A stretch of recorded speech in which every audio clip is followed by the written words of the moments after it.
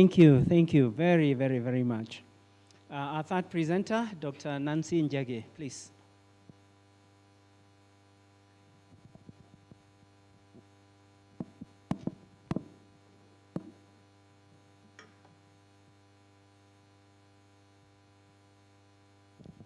Yes, thank you so very much for the organizers of this conference for giving me the opportunity, first as Nancy, to share my thoughts and my journey and experience, but also to share about one of my greatest passions, which is around urbanization and urban slums, and how this can be included in theological education.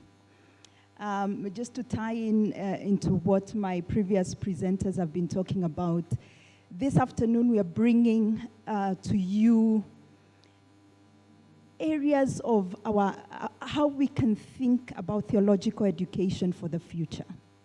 In the morning and yesterday we have been thinking about, what has happened in the past.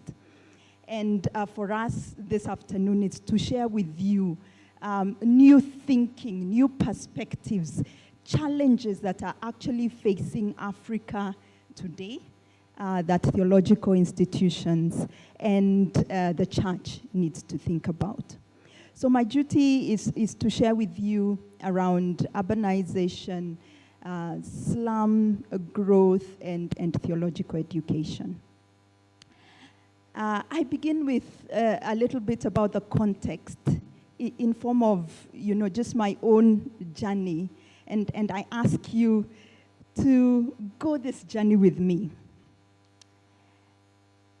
My first time to interact with the informal settlements, as we call them, but just allow me to call them slums, because there's a difference between informal settlements and slums. My first time was in the year 2000. When I was a volunteer in this organization that was dealing with homeless children. Children coming from rural Kenya and coming into the city, imagine, in search of greener pastures. Now that's what adults do. But these were children who were doing this. And in the time, and even now, it was a ritual to get into the slum. You only carried with you your bus fare, and got rid of all your valuables. And then as you get into the slums, you had to mind where you're stepping. Then AMREF, the African Medical and Research Foundation here in Kenya, was making everybody aware of, flying toilets. So you really had to make sure you know where you're stepping and where you're going. Even to date, my friend Mercy was telling me she has to leave her bag at a shopkeeper before she gets into the slum, because she is not assured of coming out of the slum with her bag. And so I walked into Kibera every day, and as I was helping this Homeless Children International, then it was called, my role was to help with the cooking for the children, with organizing what they would be taught. And then one day, one of the cooks told me, Nancy, I need some help here. I want to send you into the market, and I want you to go with this small girl. So, of course, this very small girl was very excited to walk with me.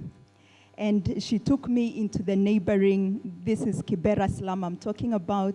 There's a neighboring market, which is called Toy Market, to buy some groceries for lunch. My little friend called Phoebe was 11 years old, and she was very delighted. She took the opportunity to give me a tour of the market, introducing me to all of her friends, young and old, saying, this is our new miss, this is our new teacher. We almost took an hour, and she told me quite a lot about the community. And then when we were walking back, her words really struck me. And she told me, if you really, Nancy, want to know more about Kibera, about the slum, please come and spend time with us at night. Now, goosebumps. Already, I'm having a problem preparing during the day. But Phoebe, 11-year-old, is telling me, no, you don't know. Prepare and come and spend the night with us. So there I was. I encouraged my other lady who we were working with. I told her, now we need to do this. I mean, this small girl has challenged me, and I am not about to get off a challenge by a small girl. So I got a sleeping bag, and me and my friends, we went and spent the night in Kibera. Now, the children, of course, were so excited. We got stories, we were telling stories, and then the night came, and we slept. And I don't know about you, but for me, when it rains, and then it's raining on an iron sheet roof, that is the best soothing sleep for me that can happen as a girl growing up in a rural home. So it rained that night, and it was raining and hitting the iron sheet roof. And I was, oh, what a soothing night. I wouldn't have to fear so much. But you know what woke me up? Is the thought that I had wet my bed. I woke up and I started feeling the whole of me is wet.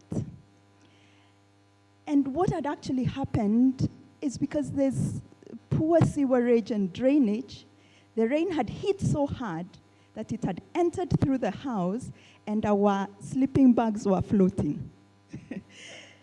We were all floating on water. And so we woke up with the children and we started the process of bucketing the water out. I am told, apparently, that there are mothers, when it rains, not told, I have met them. When it rains, they bring their children together in a certain corner and cover them with sort of like, a bag so that it doesn't rain on them because the whole house is raining. Apparently, they cannot repair their house because houses in Kibera and many slum communities are owned by landlords who do not live in those slum communities. For them, they just want a rent, isn't it? They just want that money, and most of the times it's in almost, millions of Kenya shillings. And if they repair the roof, it means the next day, instant, the rent doubles. Now, this mother cannot afford to pay double the rent. So what does she do? She'll just keep putting patches. Keep putting patches and taking care of her children.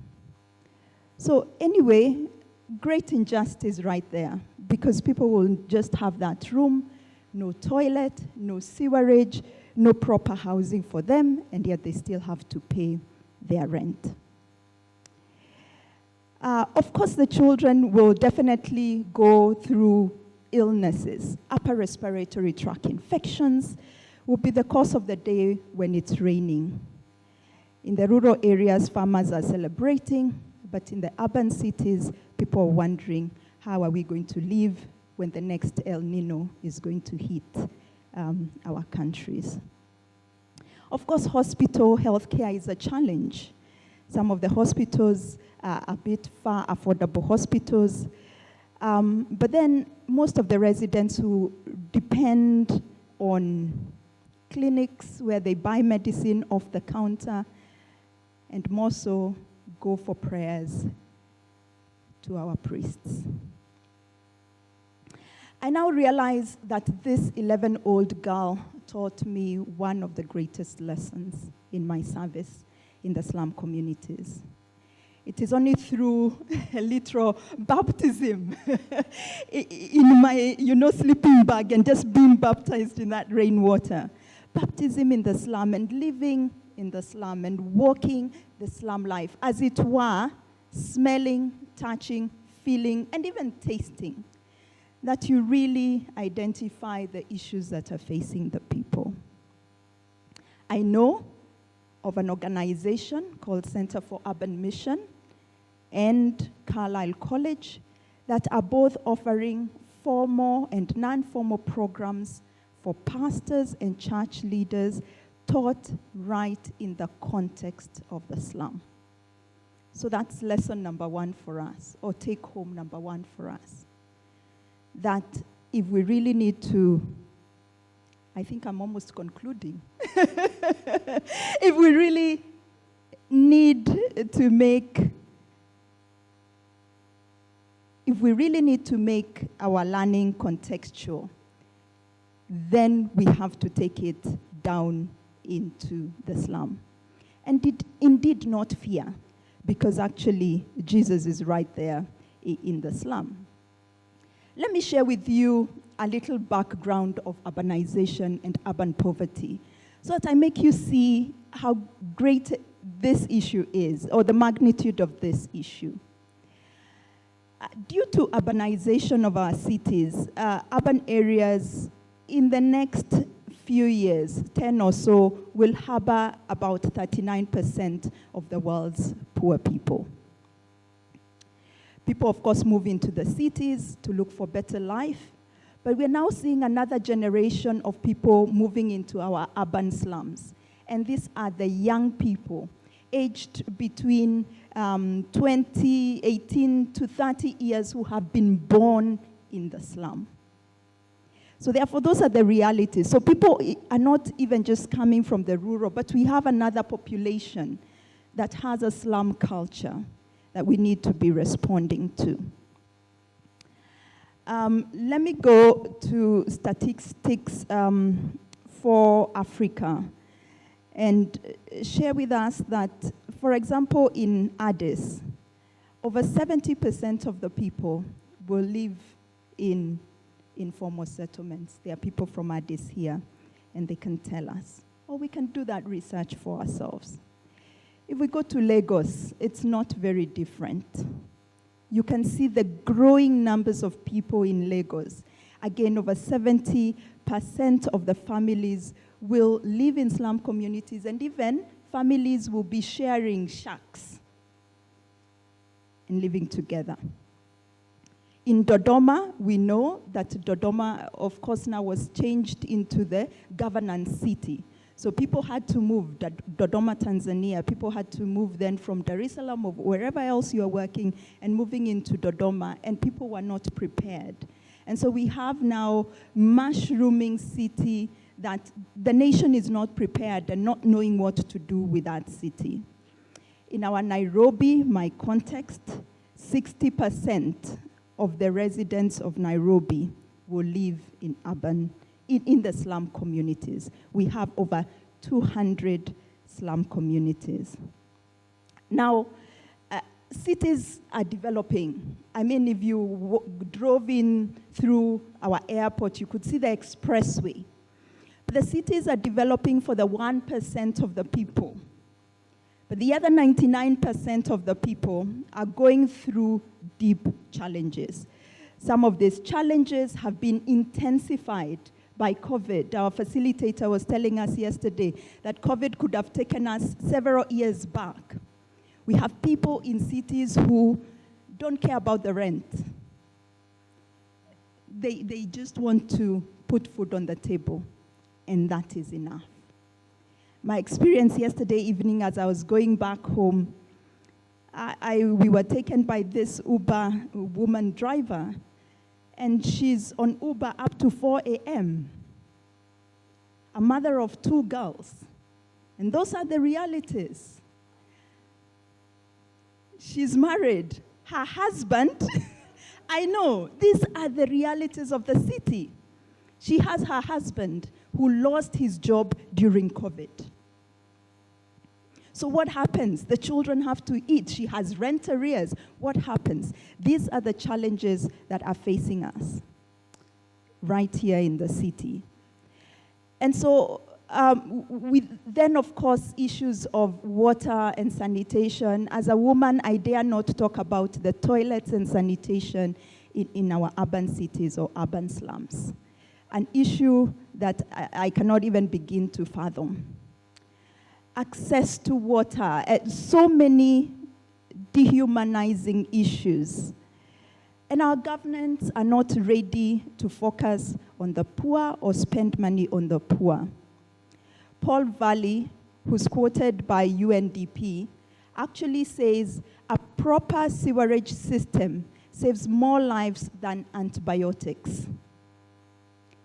He adds, however, that our governments are not willing to spend money on the poor. They are more concerned about getting political mileage, about scoring political issues, and not about the needs of the poor.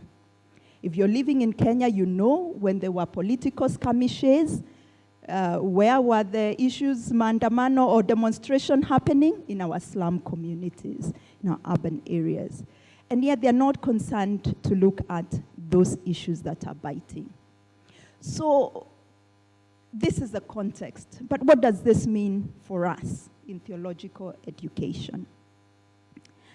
I first give my own personal reflection, and then I will give things which I have worked with together with colleges to try and implement. One, the ministry of justice.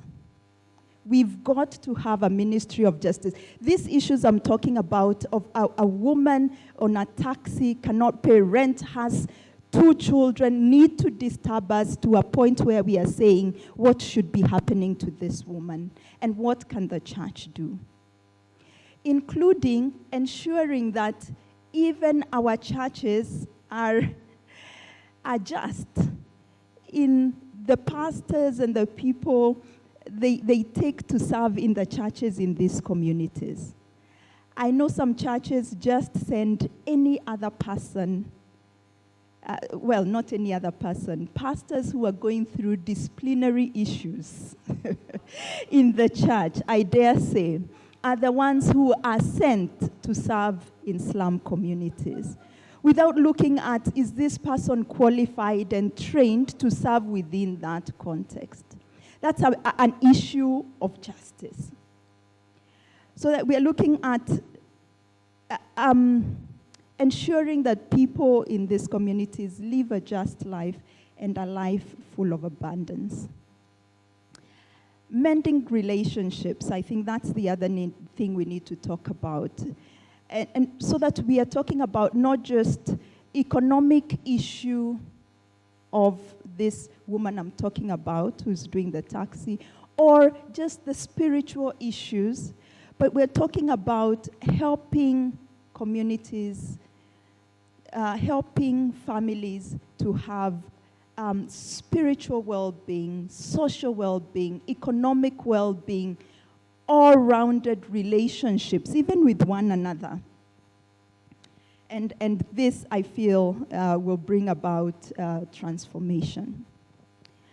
My personal reflection as I go through this, the big question for me as I serve in the informal settlement has been how I share the word of God in such a context that I've painted to you. How can I confidently share the love of Jesus Christ with a family that does not know where to get its next meal, with a youth who's finished his or her university education, and because of one thing or the other, they cannot get their job or cannot even get school fees to proceed? What message can I give this lady who cannot repair her roof, for instance? What message do I give Josephine, my friend, who leaves behind 6 children, having died of HIV? And she's trying her very best, because even before she dies, she's selling to me this beaded necklace to still continue making money for her children. I may not have all the answers, you may not have all the answers, but I want to say that through a ministry of presence, through a ministry of love, through a ministry of compassion, and this is what the church in the slum community needs to be bringing out. I know we will find the answers. But I also realize that Jesus is found within these communities, and therefore we are not alone in our quest. So then, therefore, walking with a message of love, walking with a message of caring for your neighbor as you care for yourself. And I say that knowing that there are brothers and sisters in Nairobi who have never stepped into a slum community, and they confess that they are Christians. So really looking out for who is your neighbor, who is my neighbor around me, and sharing the love of Jesus Christ, and being that salt and light in our communities. I also realized that when I get into people's house in the slum, I almost forget that I am in a slum community. I actually see the dignity in people and the mass of wealth that they actually have through the relationships and the genuine concern that people have for each other. I have learned to listen and to take time to step back, even as a local, to even consider myself as an outsider, and to learn. Because each and every day we are being told here that there are different dynamics that are happening. Learning to be present in the community and to look out for all aspects of human life. Role of theological education. Theological institutions then need to pick up the burden of the church and adequately train pastors to serve in this context. There is a need for quality and sound programs that train leaders to meet the needs of the now and the future church. This is the now church. Thank you. During my interactions, and even as I was doing my study in this area, I came across a priest from the Presbyterian Church of East Africa serving in Kibera, and this is what he told me. Listen. Church, and especially within the slum community, should be more than just those 2 hours in the congregation, which actually just make 10%, which actually meets 10% of the needs of the people. The church in the slum community should influence communities and empower people to meet their needs daily. Empowerment programs such as education should come alongside our spiritual formation. The priest had the ability to do his ministry and speak this way because he was properly trained, and he told me he had a master's in practical theology. But he, however, told me that theological institutions need to change their mindsets so that they can help slum residents to experience the ministry and the relevance of the church among them. This is what he advised me. And these are not my words. These are his. So if they come out a bit harshly, forgive me, but they are not mine. He said, when I asked him how the church can improve its ministry among deprived persons who are living in the slums, he said, the ministry of the local church in slum communities can be impacted if courses offered in theological institutions are relevant. There goes the word relevance again. And respond to the current realities within the communities, meaning that the curriculum should be designed to respond to the realities I am facing every day as a pastor who is serving in the slum. A pastor who can address the needs of the slum is actually the person that is needed. The problem, however, is that pastors receive a theology that does not respond to the current issues. Therefore, they end up doing issues as they were and not actually being responding. Those who write and develop the curriculum are actually the problem. He asked me, for instance, how does a current theological program respond to the needs of a 13-year-old girl who has children and is living in the slum? This is your girl coming to Sunday school, and she has children, and she's living in the slum. So there are issues there on family that are coming in. There are issues there even maybe on modern slavery that are coming in. There are issues on urbanization and slum issues that are coming in. What is my curriculum that I studied in my course saying about this? Therefore, theological education should have a mission call, as opposed to just having the maintenance mentality as it was in the beginning, so it is now, world without end. This needs to change. Training should be done in context, my second point. This helps to understand the context and actually expose the students to the context and help them reflect. I mean, removing your theological college where it is and actually taking it to where it hurts. So I had a class, I was doing a course on urbanization and a biblical reflection on urbanization. And I actually, first we were looking at the theories of poverty. And so there are all these theories, and one of them is, you are poor because you have many dependents. So we looked at all these theories, and I told my students, go out of class. We are in the context. We are in Kibera. We were actually having our classes in Kibera. And I told them, I want you to go out and ask the people out here what they understand by what is poverty to them. Amazingly, this woman said, poverty is not having children. It's the reverse of a theory that I have always learned when I did social sciences in defining poverty. The more dependents you have, the more poorer you are. But this woman is challenging that and saying that, you know what, I could have many children. And the reason why is one will be a border rider, one may be mugged and stoned, but maybe one will be our savior. And that is her understanding. And the importance of this is your understanding of an issue determines then, therefore, how you respond. So when we are told too many dependents brings poverty, ladies will know what happens. Organizations will bring for you contraceptives. But then when this woman tells you something different, now there's a different lens in which you're looking at it. And this is some of the suggestions I am making in terms of making what we are doing contextual. I'm about to finish if you give me just one more minute. Sorry, I get carried away. Just give me one more minute.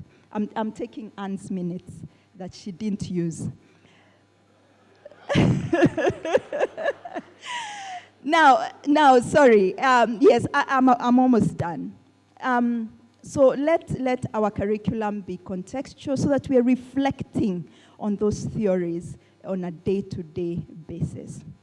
So that before even your students graduate, they are already seeing this is the kind of ministry that I am being exposed to. By the time they are graduating, this is it. Then thirdly, let's develop fresh and contextual African thinking towards holistic transformation. The books on urbanization and urban mission and integral mission from Africa are still wanting, and I want to be part of that space in developing that material. So you were told I serve with Local Leaders International. David, I'm sorry, I can see you. I feel you right here. I serve with Local Leaders International, and some of the things that we have done to help this is that we are working with over 50 theological colleges, and our hope is that we can begin strategizing around urban mission and urban issues, because urbanization and the slum reality is going to hit most in Africa. We are helping to train teachers and lecturers on pedagogy. How do we do this better, both formal and non-formal? We've also been involved in Local Leaders too on the online platform. How do we enhance online opportunities to teach so that what I know here can be passed on in Nigeria, and you can do that in your context. So, in an essence, in conclusion, what I'm saying is, let's develop a unique theology of urban mission that is taught in that mud, in that not too good a place, so that we make it better, so that the church then can be the light and the salt in that place which sometimes can be dark. Thank you so much. May God bless you.